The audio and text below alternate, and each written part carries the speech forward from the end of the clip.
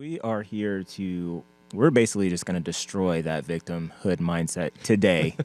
Today, we are going in because we have a topic that we want to discuss that's happening tomorrow. Yeah. Well, actually, it's been going on all month. We call this, counterfeit virtue signaling month because you've got Pride Month, Yeah. whatever that is. Pride comes before the fall.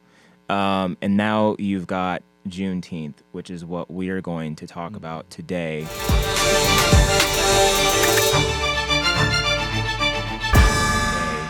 Because one of the things that we really like to address, and we feel that we are called to here, through Game Changers in the community and the ministry that we do, is it's about uncovering your true identity in Christ, not your skin color, not your sexual orientation, not your career, not the kind of car you drive, not how much money you make, not your past, not your background, but this is about your identity in Christ, uncovering what that is. But first you got to know him.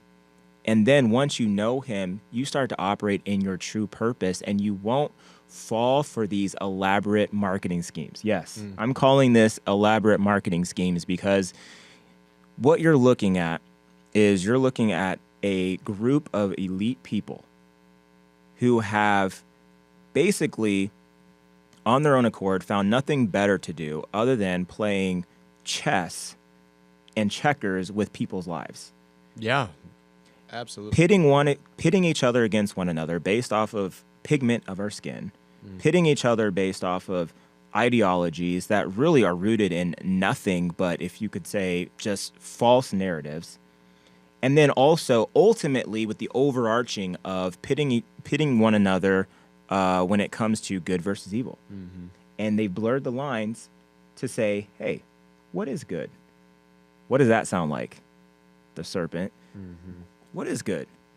Nah, I think good is pretty much whatever you determine it to be. And so now, if you just partake in a little bit, it's okay. It's all good. So now we've got a month of virtue signaling, which culminates here with what we call Juneteenth. So I want to get into this, Pastor Matt, because you and we feel very passionate about this. Yeah. Just for those who don't know it, we're just going to read it straight from Wikipedia. So Juneteenth, what is it? Its holiday's name is a combination of the words June and 19th, for those who probably figured it out. Juneteenth, as this is in culmination to the date of June 19th, 1865, when Major General Gordon Granger ordered the final enforcement of the Emancipation Proclamation in the state of Texas at the end of the Civil War. So basically, in a nutshell, this is, I guess they would call it, commemorating the official end of slavery. Even though, it had the Emancipation Proclamation had been issued, earlier, prior to that time frame, but this officially was like the last effort of freeing the slaves and letting them know. Okay, so, at the surface level, great. Yeah, let's, we're celebrating the fact that slavery has ended. Yeah, abolishing and all that. Absolutely. Here's where it gets weird, Pastor Matt, and feel free to jump in. To me, this gets weird because Texas has been celebrating this since 1980. In 2021, Joe Biden, I'm not going to use the P word because he's not, Joe Biden, he made it an official holiday, federal holiday. There's a problem with that. If we're celebrating Black lives and Black freedom, then why, Joe Biden and fellow liberals, are you pushing and advocating for the reinstatement of Roe v. Wade? True. Okay? I'll explain why. Black women make up 12% of the total population in the U.S., but they account for 36% of all abortions. There have been 54 million abortions since Roe v. Wade was instated. They account for more than a third.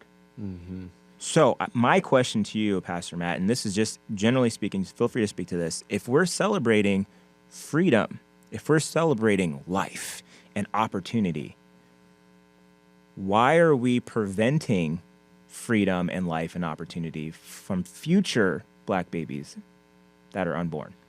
Well, I mean, that's a key fact. And then also you had mentioned Joe Biden. Okay, so he's also saying things in the past, which is proven and documented, that he has said, if you don't vote for me, you're not really black. If you have a problem figuring out whether you're for me or Trump, then you ain't black. And nobody wants to talk about how that, is racist, but nobody seems to speak out about that. But the other guy, 45, did more for black America and inner cities than any president in history, but yet we try to find whatever little way we can to call him racist or, trouble or, out of line or, big mouth. I mean, whatever they want to, mean tweets, everything. Right. But we have another guy who literally said what I just said. And you ain't black. Where's the accountability? And so it's this double standard. And Anthony, to answer your question, I think we have gotten so narrow-minded as a country to where it's like, this is the only way we're going to see it, that we're like creating a tunnel vision within ourselves now. Yeah. And so basically you get people who, I mean, you mentioned Roe v. Wade. Okay, well, their argument then is going to be, well, okay, but what about health, or what about the health of a baby or the health of a mother or something like that if that happens? Well, that's less than 1%, so we can't even really use that argument. Thank you. Right. Or rape, or exactly.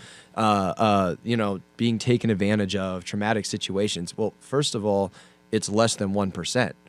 So then if that's in the equation, then we need to start really diving into what's the other 99% then. The other 99% is having sexual intercourse freely, and you don't want to take accountability over it. And it's, quite frankly, babies being born, and it's called parents who don't want to take responsibility for the child that they gave birth to or are pregnant with, right? Exactly, yeah. And so that's been an issue. And I think it's called, we want to go around and have consensual sex and not take responsibility for what happens with that. So now we want to pull, the race card out there, and you know what I'm saying? Mm-hmm. But I'm like, well, if Black Lives Matter, then why are you aborting black babies? And actually, we've seen how many people that this whole consensual sex and babies being born is happening a lot in Black America. Yep. It really is. Exactly. Fatherless childs are happening because of it. Or, there's children growing up without a father because they impregnate a woman and then they don't want to be around it, or they claim that child's not mine. I mean, it happens everywhere, but it has happened statistically a lot in Black America, too. Yes, and here's why, to your point. Okay, if you go back to the 1960s under Lyndon B. Johnson, there was this thing called the welfare state movement that happened. Mm-hmm. So what it did was it incentivized low-income populations to essentially pay the mom to have these babies, but kick out the father, for the father to leave. Yes. So now what you've set up in this system is you are encouraging this behavior because, hey, it's your body, so you can do whatever you want. Yep. Well, by the way, we're gonna subsidize the consequences by paying the mom to kick the father out of the house. But yet, the mom wants child support later. Well, you're required to pay child support in a lot of places. Some states they want you to pay child support, and you have to pay child support. But yet, during that whole process you just described, okay, let's kick the father out. Yes. So that's why now you have 80% of Black households are now fatherless. Mm-hmm. And by the way, when you were speaking, I did the math on 36% of the abortions of Black women since Roe v. Wade and the 54 million. That's almost 20 million Black babies that have been aborted. Yeah, that's a ton. So you've got an entire generation of Black people under the name of freedom of choice. Yes.